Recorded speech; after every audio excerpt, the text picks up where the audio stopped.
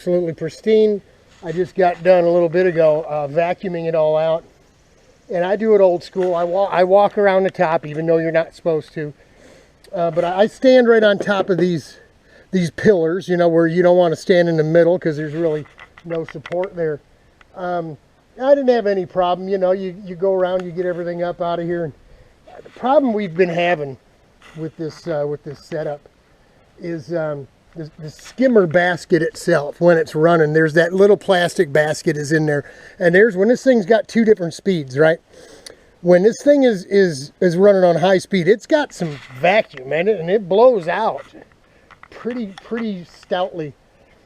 You can't reach in there and pull that basket out. And if for some reason you do get a hold of enough of it, and you can fight the vacuum and get it up out of there, it'll instantly suck air, and you've got to bleed the air out of the top of it, right, to get it to go.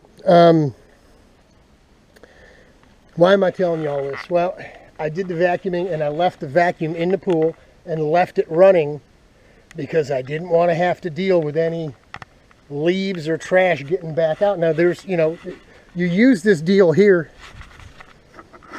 This goes in the skimmer, right, and then the hose goes on it. Sorry about that.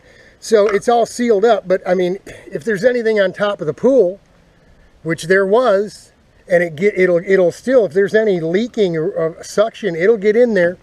And sure as anything, even though I let it run for a few minutes, the hose was clear, and the vacuum head was clear, but as soon as I shut it off, whatever was on top of there came back out.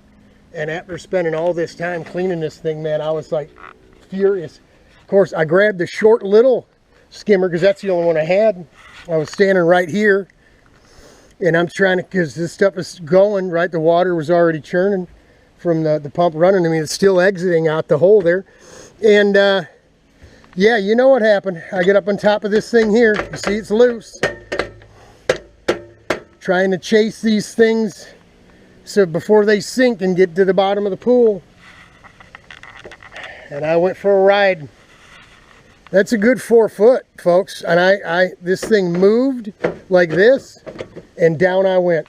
You see my footprint there. That's it. When I had a hard time getting up. I landed on my ribs on the side of that leaf basket deal, knocked it right off. This is a 2-piece nut, as you can see. We haven't turned it back on yet. Nothing's cracked or broken, but it looked like it was going on a little cattywampus.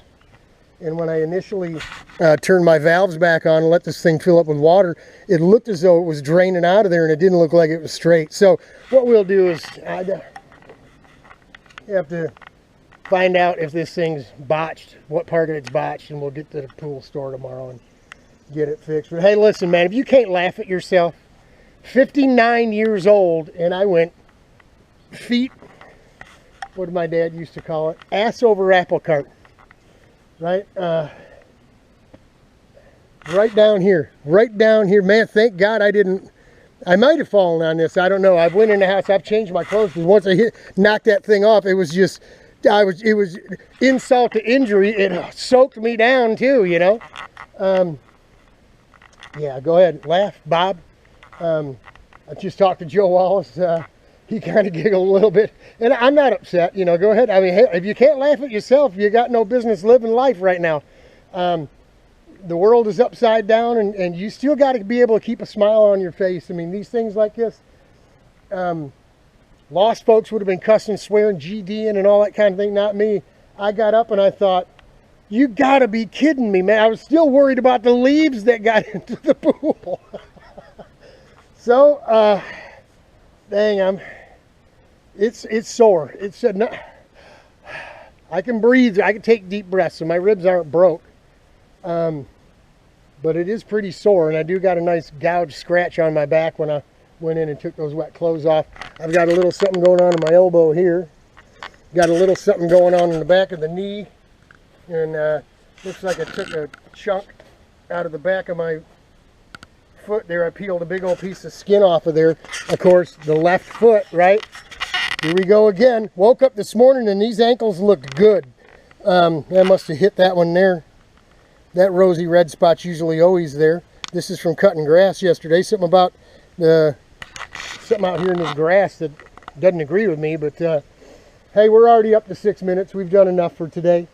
Yeah, I'll go ahead and turn this thing on and see if it leaks. If it doesn't leak, we're good to go. We're good to go. We've learned a lesson. I got to find some way of stopping this backwashing of crud and crap that gets in there but doesn't get all the way in and down. I don't know. I'm thinking some kind of pair of nylons or something over top of the opening so they can't get back into the pool. Something. I got to come up with something. I'll RPM this bad boy. You know it. You know it. Godspeed. Hang in there, y'all. Pray for me. Robert's a fool. He's falling off the deck onto the filter, busting things up. We'll see y'all at Grattan this weekend. We're going to feed y'all and have a good time, hang out, and just vacation. I don't think we're going to have a go-kart to drive, but that ain't no thing. Hang in there, y'all. Swimming pools, they can be dangerous. Watch yourself. Love y'all.